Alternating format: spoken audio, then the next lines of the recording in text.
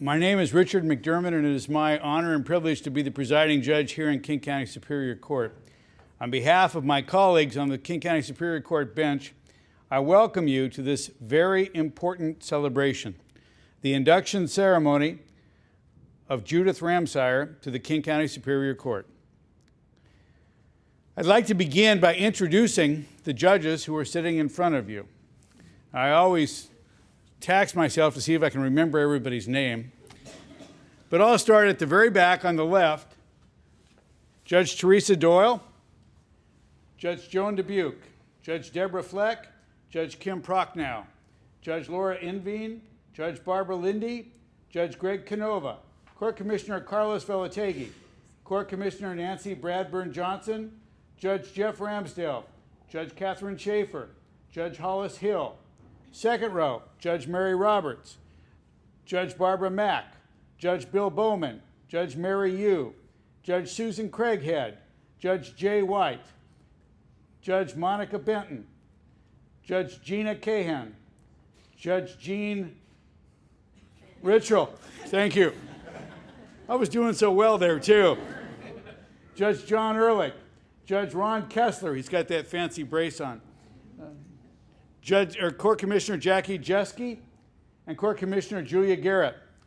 The front row, Judge Marianne Spearman, Judge Bruce Hillier, Judge Bill Downing, Judge Julie Spector, Judge Bruce Heller, Judge Helen Halpert, Court Commissioner Mark Hillman, Court Commissioner Bonnie Canada Thurston, Court Commissioner Rich Gallagher, and Judge Tim Bradshaw.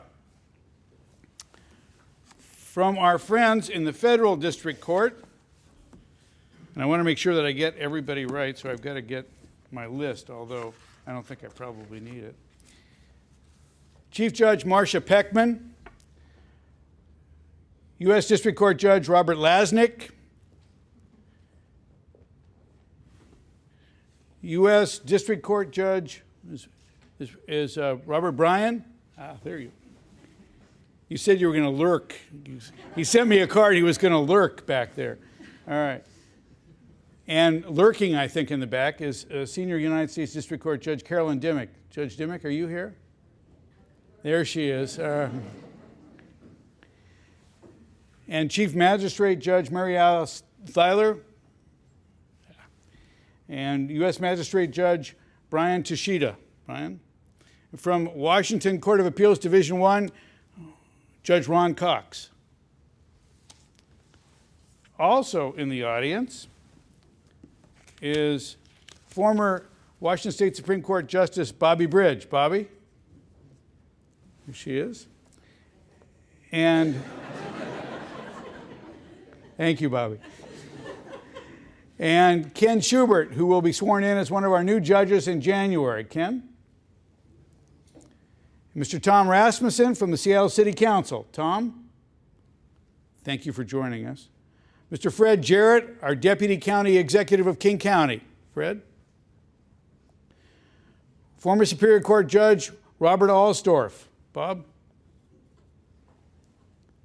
Ms. Yolanda Williams, who's the Court Administrator for Seattle Municipal Court. Yolanda. And Ms. Ann Levinson, former Seattle Municipal Court judge, and I think now one of the proud owners of a certain women's basketball team we have here. Please join me in welcoming all of our guests and judges here.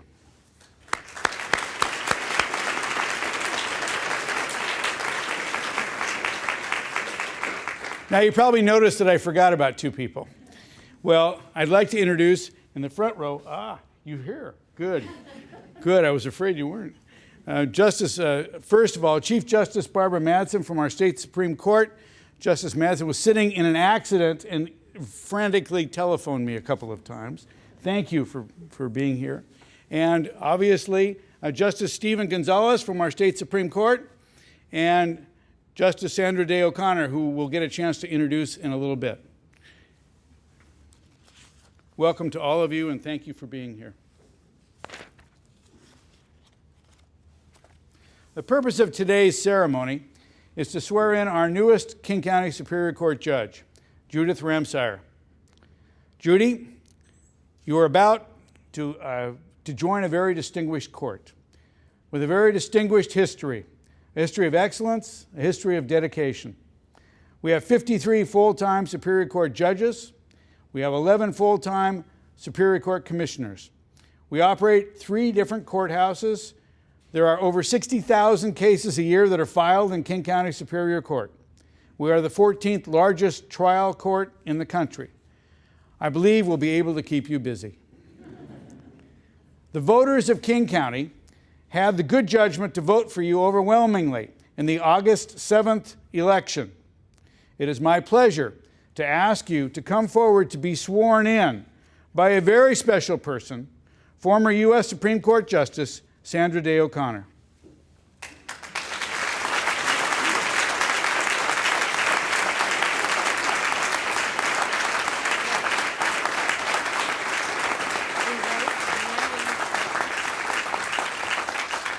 I'd like you to raise your right hand and repeat after me. I, Judith H. Ramseyer, I, Judith H. Ramsire, do solemnly swear do solemnly swear that I will support the Constitution of the United States that I will support the Constitution of the United States and the Constitution of the State of Washington, and the Constitution of the State of Washington, and that I will faithfully and impartially discharge the duties of the office of the Judge of the Superior Court of the State of Washington for King County to the best of my ability. Congratulations.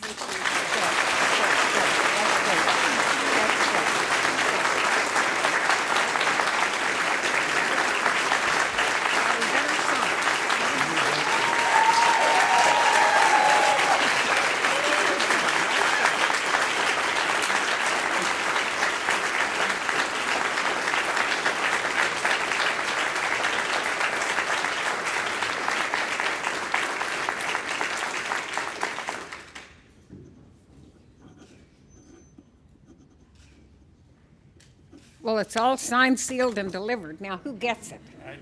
All right. There we go. I'm not sure you're going to get it back. Congratulations. All right. Now, wait a minute. Don't go too far, Justice O'Connor. Okay. Because I'm going to have Justice O'Connor and Judy's dear friend, Mrs. Vasiliki Dwyer, come forward and assist now Judge Ramsire in donning her robe. Oh, good. Now, you get on the side over there. You come over here. Okay. Yes. All right. And I'll get the arms in here. If that's Zip yourself. You zip yourself. Yes, she can. She can do everything. Okay, we got to sit down now. I think it looks like she belongs in that, don't you?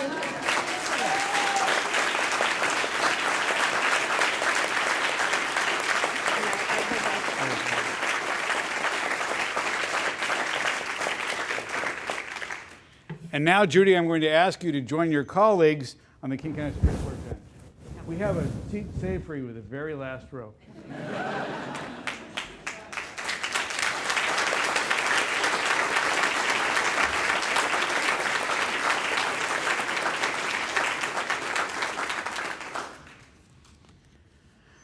We have the privilege this afternoon of hearing from 2 pretty amazing women to speak at Judy's swearing-in ceremony. It's my privilege to introduce both of them. I'll begin by introducing our own Chief Justice of the Washington State Supreme Court, Justice Barbara Madsen. Justice Madsen currently serves as the 55th Chief Justice of our court. She was first elected to that position by her colleagues in the Supreme Court in November of 2009, and again recently was re-elected unanimously to serve another term as Chief Justice. She received her undergraduate degree from the University of Washington, her law degree from Gonzaga University. After completing law school, she worked as a public defender in King and Snohomish counties. In 1982, she joined the Seattle City Attorney's Office and was appointed special prosecutor in 1984. Then Mayor Charles Royer appointed Justice Madsen in 1988 to the Seattle Municipal Court bench. In 1992, she was elected to the Washington State Supreme Court. She was re-elected in 1998, 2004, and 2010. Chief Justice Madsen is well known for her work on domestic violence and gender equality issues.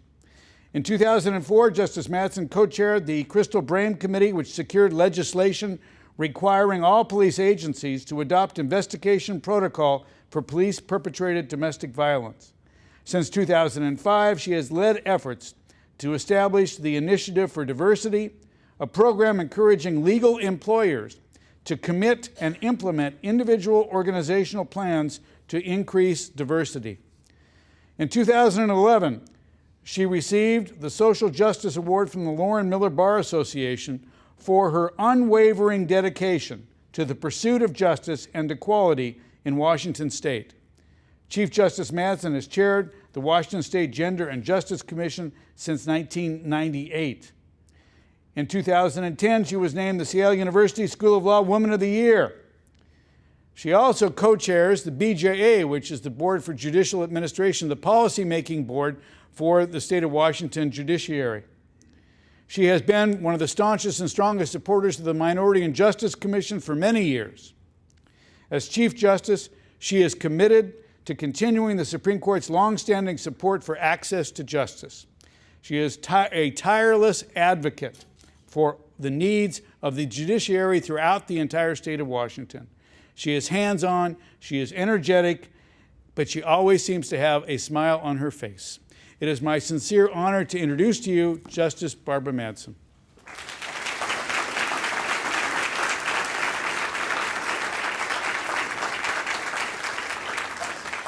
Thank you, Judge McDermott. And I must say, Judy, that I was never cloaked by such distinguished people in my life. So you are really in for a special treatment here. I want to first extend my gratitude to Judy for asking me to introduce her to all of you. And I want, of course, to acknowledge the gracious welcome from Judge McDermott, all of the fine judges of the Superior Court here in King County, the federal bench, which is liberally represented here, Court of Appeals and others, and friends and family. When I was preparing my remarks, I had an opportunity to talk to a couple of Judy's friends, and one of her friends, Tracy Morris, said, "You know, I feel like I'm going to a wedding. This is so exciting." And I look out and I think, yeah, maybe it is a wedding. There's so many people here. So this is really a tribute to you, Judy, and to all of the support that you have in this community. As I say, it really is an honor to be asked to introduce you to Judy Ramseyer. I know many of you probably on the bench have known Judy from her representation of clients here in the Superior Court. All of you are here, I'm sure, because you know her in a private or personal capacity, or as the lady on the elevator riding up, when I was wondering if I would be here on time, told me, "Well, you know, my divorce went on so long, Judy was my lawyer, we became great friends." So you all have, I'm sure, your own personal stories. And in fact, if I hadn't made it here, if I couldn't have gotten around the accident, I have a feeling that there could have been pinch hitters in this audience to talk about Judy's many wonderful qualities. So it really is an honor to be able to present Judy to you. For those of you who don't know her history and her many accomplishments, I'm going to touch on those. She asked me to be brief, so I will try to do that, although they go on and on, so I'm going to be hard-pressed, but I will do my best. So I'd like to think, really, that I had something to do with Judy making the decision to seek the position here on the King County Superior Court. In fact, for a while, I was really patting myself on the back for talking her into it and twisting her arm. But of course, as I got to know Judy better, I knew that probably I was overplaying my hand on that just a little bit, because I think really the seeds for Judy's decision to run for the court really started and were planted many, many years ago. And when you read Judy's history and when you know Judy, what you know is that she's had some really wonderful and strong mentors and role models in her life. And I am certain that it was the seeds that they planted that led her to her decision to join this bench. The first role model that I think Judy would like me to acknowledge was her father. Her father worked his entire life for the YMCA. And as Judy put it, we never had much money, but what we did have was a role model and an example of what it means to be a family and what it means to serve your community and what it means to work hard and what you can achieve by working hard for your family and your community. So really it was her father who was her first and probably best mentor. Interesting in Judy's life, she of course had that strong example, and she went to a small liberal arts college in Florida where she received her BA in psychology. And this is the wild side of Judy. So Judy is there in warm, sunny Florida. What does she do? She takes that newly minted BA and she goes to Alaska, where she loses herself in the wilds of Alaska for many years. And actually that part of her history remains somewhat murky, and I'm gonna have to really explore that with her later, because I'm not really sure what happened there. But we do know that she did make it out alive, and I guess with new vigor, because after returning from the wilds, she went back to school, and she got her master's in mental health counseling. And all of this was going on. She was a single mom raising her beautiful daughter, Lily.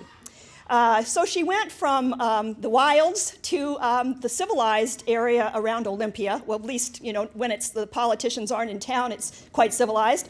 And she began to work for the JRA, which is a Juvenile Rehabilitation Administration. And of course, Judy excels at everything, so pretty soon she was running the place.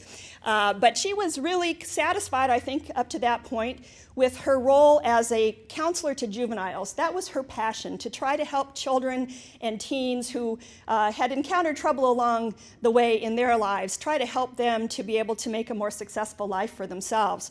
But I think something bit her along the way. She's one of those extraordinary people who can reinvent themselves. So 15 years after she left for the wilds of Alaska, she was graduating summa cum laude from Seattle University Law School.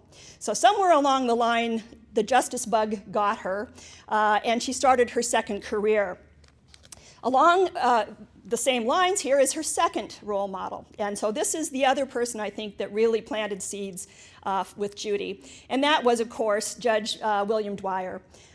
She graduated the same year that Judge Dwyer took the bench, and she was fortunate to be selected as his first law clerk. I believe she worked as an associate in his law firm, Culp Dwyer, before that. So she knew Bill Dwyer, and she was able to work with him as his law clerk. But most law clerks come and go, not Judy.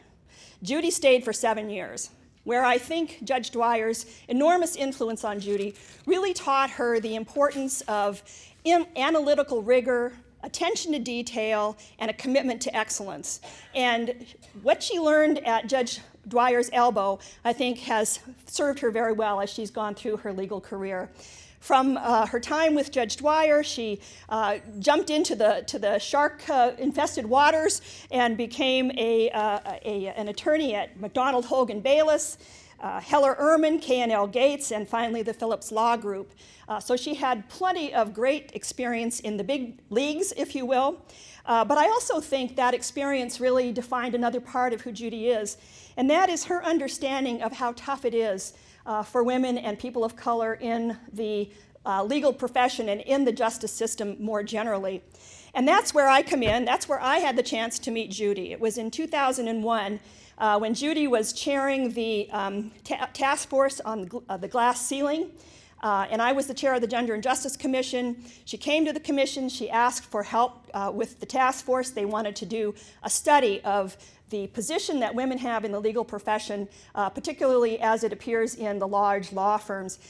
Our commission was able to help her to support the funding for the glass ceiling study, and as we might say, the rest is history. That's where we got to be friends, and that's where we have continued to have that shared commitment and passion to equality, diversity in the legal profession, not only for those people who practice in the profession, but for those that the profession serves. So as you can see, Judy has some themes running through her life: strong mentors and a strong commitment to excellence and to inclusion and to access to the justice system for everyone. And that's really those are the qualities that Judy brings. Fortunately for us, she's also really smart. You could tell by the fact that I told you she was graduated summa cum laude from law school. She was also editor of the Law Review. She had received her master's in mental health counseling, and her grade point was 4.0, which in the old days used to mean that that was the top. Now I guess there's some schools you can get 4.5. I don't know how that works, but when Judy was trying to do it, Judy had to do it the old-fashioned way, and she did it with flying colors. So she's smart, committed, and cares deeply about public service. And so we are all so blessed that she made a choice to leave behind riches that she might have been able to achieve in the private sector and come full circle to public service where she began. Now, of course, I did allude to this, but one of the most important accomplishments that Judy, I know, would want me to talk about is her daughter, Lily. Lily could not be here because, like her mother, she's wandering around in Cambodia somewhere. And we don't really know where, but I was able to get a hold of Lily. And I said, Lily, I know your mom would like to hear your thoughts on your special day. So Lily made her way to some hut someplace that had Wi-Fi and sent me an email. And so I want to share just a few of the lines that Lily had to convey to her mom on this very special day. She says, I am so excited about my mom becoming a judge. I think my mom's intelligence and diligence are really exceptional. She is, by far, the hardest worker I have ever come across. During the campaign, she was everywhere. I have no idea how she did it. She pays attention to detail and really sweats the small stuff, which, though annoying at times for a daughter, seems like an important trait for a judge. It is because she really cares about the reason behind things. She is kind and tough and strong and independent and rational. She makes sure what she decides, whether it is big or little, truly makes sense. And this from a daughter whose mother crashed her senior prom.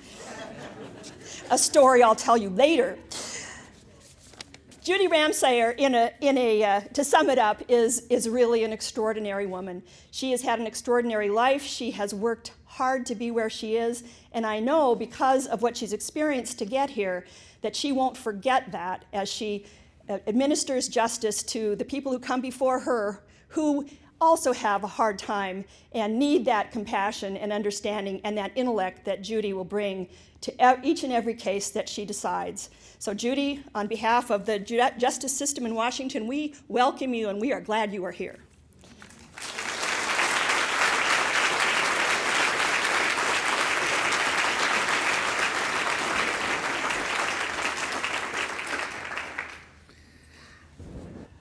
Thank you, Chief. I'm glad you got through the accident. Also joining us is one of our own judges, Judge Beth Andrews, who I suspect was in the same accident coming up from the Regional Justice Center in Kent. Thank you, Beth. It's my sincere pleasure now to introduce our next speaker, Justice Sandra Day O'Connor.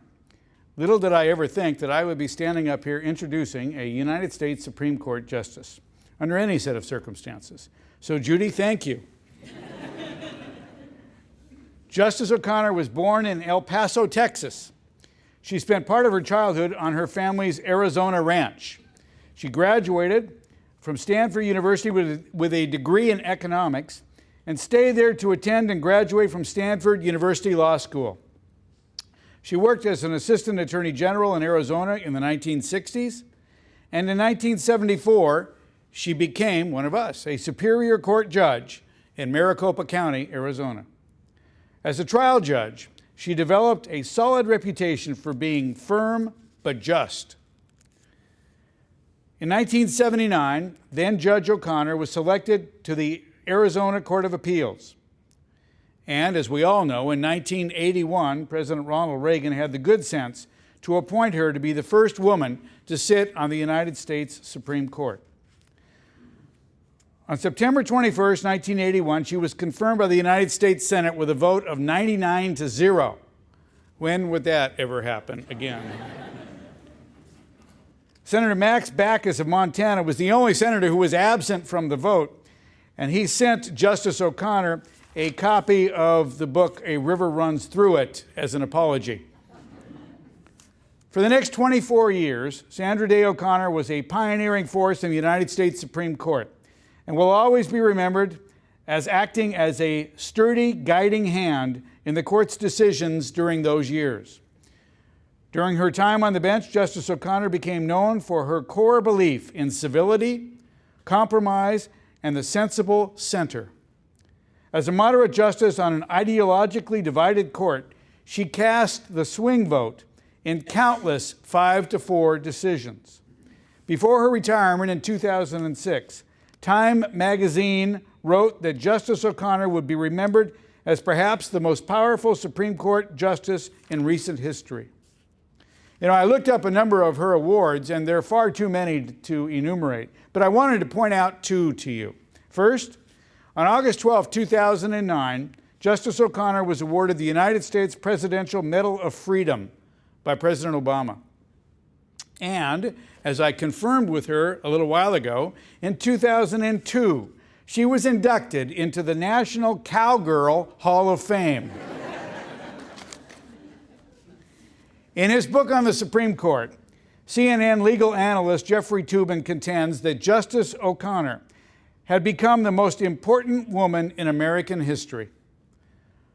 From reading a number of articles and biographies on Justice O'Connor over the last week in preparation for today, I suspect that she would actually feel more comfortable being called an American pioneer. Ladies and gentlemen, please join me in giving a warm welcome to Justice Sandra Day O'Connor.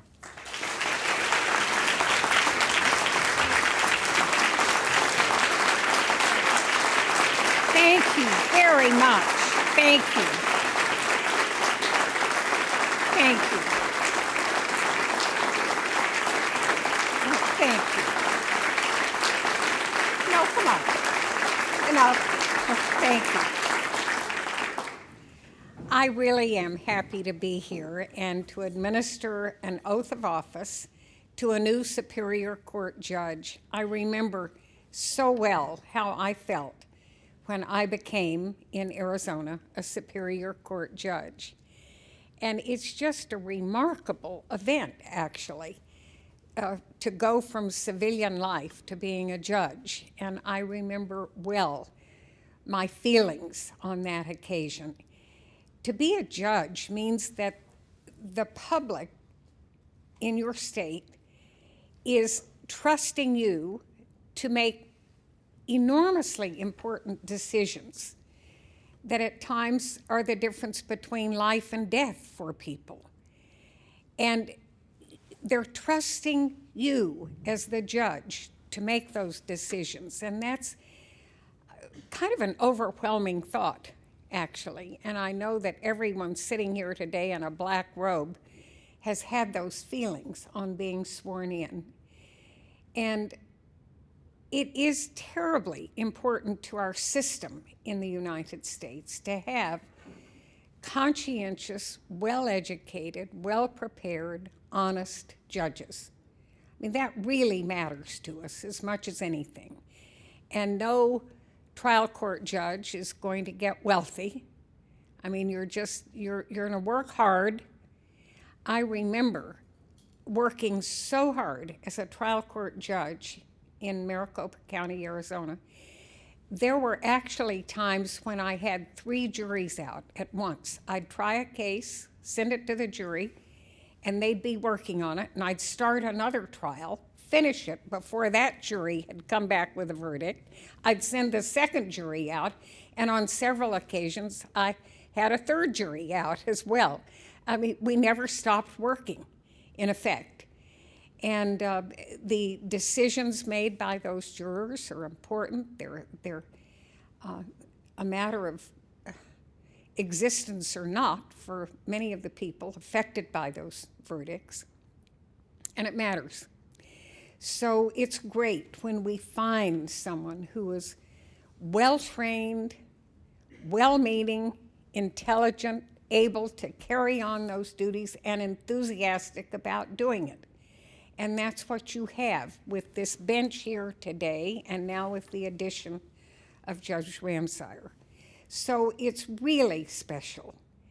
And I'm just very pleased to be part of the ceremony and to send her on her way on the bench with the good wishes of all of us for the hard work she's going to have to do.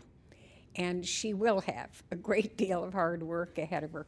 I think the trial court bench really has a somewhat busier and more hectic time than the appellate court bench. I tried them all, and I think the trial court bench is certainly the one that is most challenging for the judge to handle all the diverse cases that come and handle the jury trials and all of that and keep an even keel. But I think she can do it very well. I like what I've seen, and I know that you're going to like what you see in the future, and to appreciate the hard work that she's going to have to put in to carry on that job. And thank you all for being here. I know that means a great deal to your new judge and to the other judges who are here to wish her well. It matters, and you matter, and thank you for being part of this very special occasion of getting a new judge for your county in Washington State. Thank you, and good luck now. Work hard.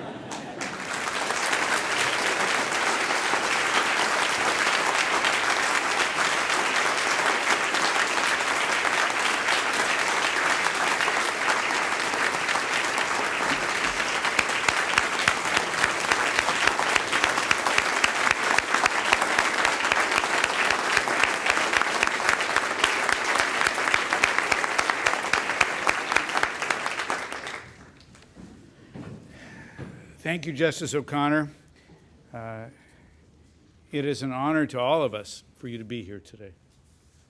And now, I'd like to introduce our newest judge for a few remarks, Judge Judith Ramseyer.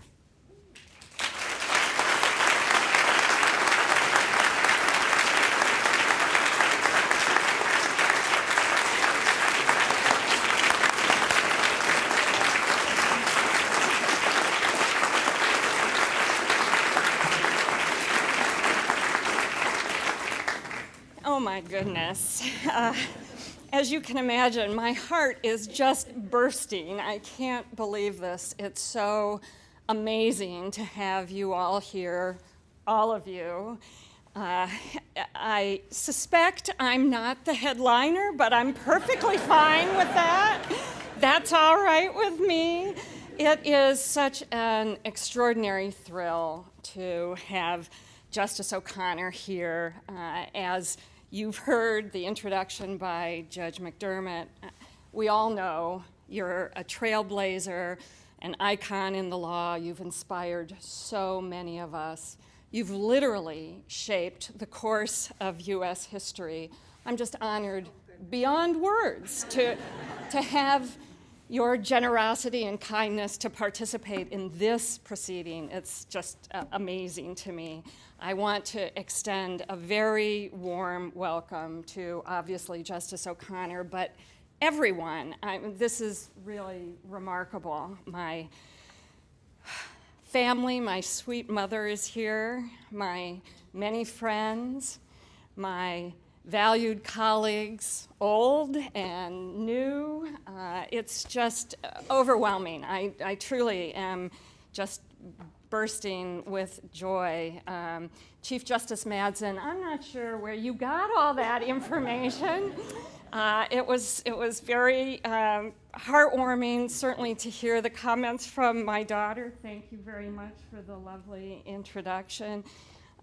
Vasiliki Dwyer, I'm so happy to have you here tonight, and all of you. I just want to extend my warmest welcome.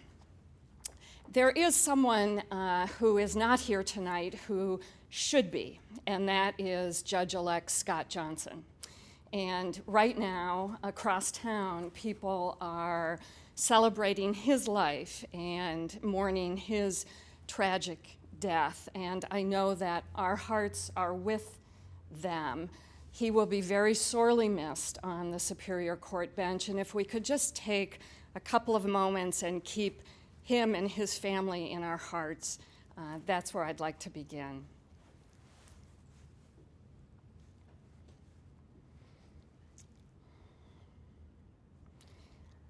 I am so fortunate to be here, and I am indebted to so many people for helping me achieve my dream of becoming a judge. So many of you who are here today, people who can't be here, and people I don't even know. And it's overwhelming to think that people really have entrusted their confidence in me to take on this important role as Justice O'Connor described it. I am so deeply indebted to two very special people who can't be here, and so I wanted to mention them specifically. And the first one is my daughter Lily, or my fabulous daughter Lily, as I always referred to her in the election campaign, because she is. I obviously love Lily more than anything in the world, and I learn from her every day. As much as I would love for her to be here, it was so clever of you to track her down, Chief Justice Madsen. She's on her own excellent adventure, and that's exactly where she should be, and I couldn't be prouder of her. The other person to whom I will forever be indebted for so many reasons is Bill Dwyer. And as I think most of you know, I was so fortunate to begin my legal career with Judge Dwyer on the U.S. District Court bench. He was my mentor and my friend. And Judge Dwyer ignited in me my own passion for our courts and our system of justice that really did set me on the path that led me here today. I am so fortunate to have had that experience with him because he created this gold standard for me of what a judge can and should be. It's a standard to which I can only aspire, but it's so wonderful to have that vision that I can continue to strive toward as I undertake this new role. It means very much to me to have Vasiliki here today and to help with my robing. And it shows that, once again, I am indebted to the Dwyers for inviting Justice O'Connor here today, with whom they have had a very long friendship. I came across a very charming anecdote that involves Bill Dwyer and Justice O'Connor, and I wanted to share it with you. It's found in the introduction to the wonderful book, Ipsy Dixit, that is the collection of Judge Dwyer's speeches. The introduction was written by Stimson Bullitt, and in it, he describes that when Bill was in Washington, D.C. for his confirmation hearings, he had the opportunity to meet with Justice O'Connor. And when he met with her, he purportedly asked her to confirm a story he had heard. And that story is that Justice O'Connor was dining with two of her most elderly colleagues on the Supreme Court in the court dining room. She had ordered her entree, and the wait person asked, "And what about the vegetables?" To which Justice O'Connor allegedly responded, "The vegetables will have to order for themselves."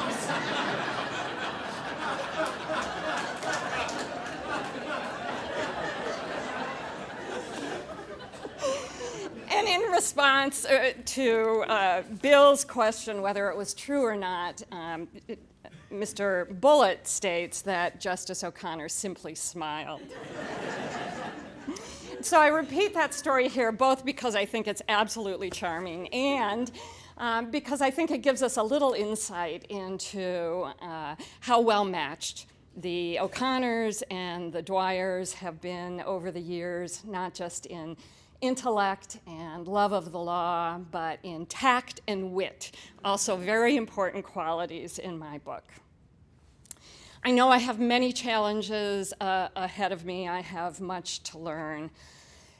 As flawed and as difficult as the election process is, and in my estimation it is both, it nonetheless reinforced for me a number of very important lessons that I had the opportunity to renew on a very regular basis. And I want to mention them here because I think they're very relevant, and I want to keep them fresh as I move into my new position. They're not novel concepts, but they're important to me. And the first one is hard work. I think not much of meaning is accomplished without hard work. Another is courage, and I feel so strongly that we must live lives of courage where we confront and tackle the challenges that are continually put in front of us, and in that way we continue to grow as individuals. Another lesson is compassion, and I was tested regularly that no matter how stressed or fatigued or frustrated I might be, I need to find my sensitivity and compassion for other people. And the last lesson is maybe the self-evident principle that a judge is a public servant, and I work on behalf of the people that appear before me and the community at large. So I hope that if I can carry these lessons with me and keep them current in my new role, that I'll find my way as a judge. I've relied on so many of you throughout my career and throughout my life for your guidance and your help, and I trust that I can continue to turn to you for that support. I know that I will rely heavily on my new colleagues who already have been so generous with their time and expertise. I'm so excited and humbled by the opportunity to embark on my new job as a judge. I don't know exactly how it's going to unfold. We're not really given, any promises, but there is one promise I can and I will make you, and that is that I will work very hard to faithfully apply the law, to serve justice, and to earn the confidence and the great responsibility that the community has placed in me. I'm so privileged to have you all here today. It's really an honor to share this with you, and I thank you, and I look forward to continuing our friendships and our working relationships in the future. Thank you.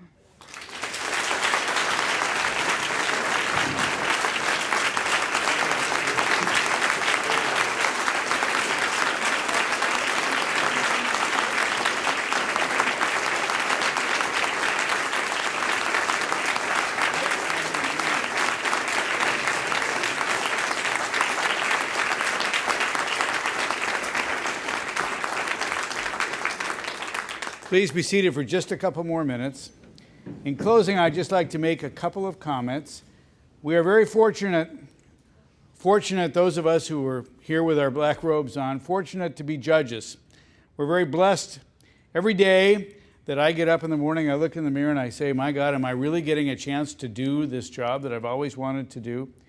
And I thank the good Lord for the opportunity to make a difference, the opportunity to do the right thing, the opportunity to try our very best to dispense justice.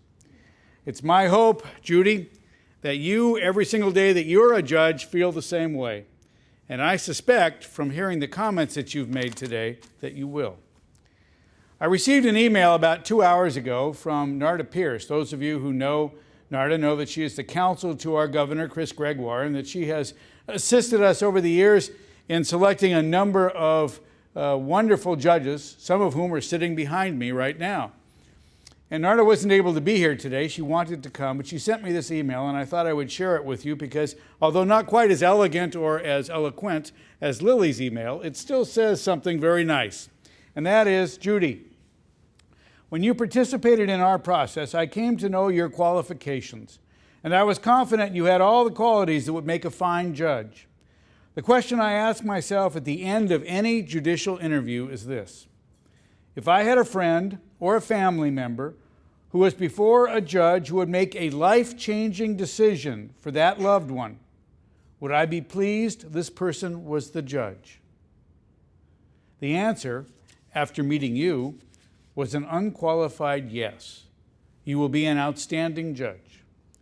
After getting a chance to know you for the last several months, Judy, I agree wholeheartedly. Welcome to the King County Superior Court. Thank you.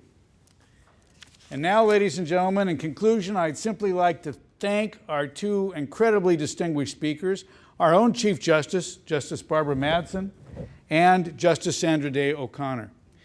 You grace us with your presence.